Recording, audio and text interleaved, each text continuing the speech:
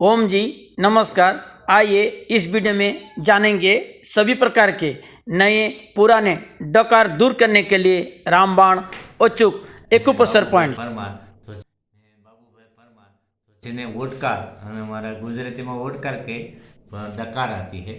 डकार बंद नहीं होती है तो हाँ बहुत दूर दूर संभलाती है डकार आती है। तो इसके लिए ये वाला पॉइंट दबा देना। ये वाला दबाने से डकार पूरा बंद हो जाता है। तर्जनी के नीचे जहाँ दर्द होगा उस स्थान को दबाना है। हाँ इसी तरह बीच में भी एक दर्द वाला पॉइंट मिलेगा, 10 मिनट दबाना है। सोलर पॉइंट 10 मिनट ये लेना पड़ेगा, 10 मिनट ये करना पड़ेगा। और नेक्स्ट और ये वाला ये वाला 10 मिनट ये और 10 मिनट किसी भी गोल वाला चीज से धीरे धीरे ढूंढेंगे, एक दर्द वाला स्थान मिलेगा, उनको दबाना है। ये क्षण में दर्द करेगा। तो जहाँ दर्द करेगा ढूंढ के इसे दबाना है। लौकी का जूस रोज 1 से 2 गिलास पीने का और पानी ज़्यादा पीने का, तो डकार 10 दिन में पूरा खत्म हो जाएगा।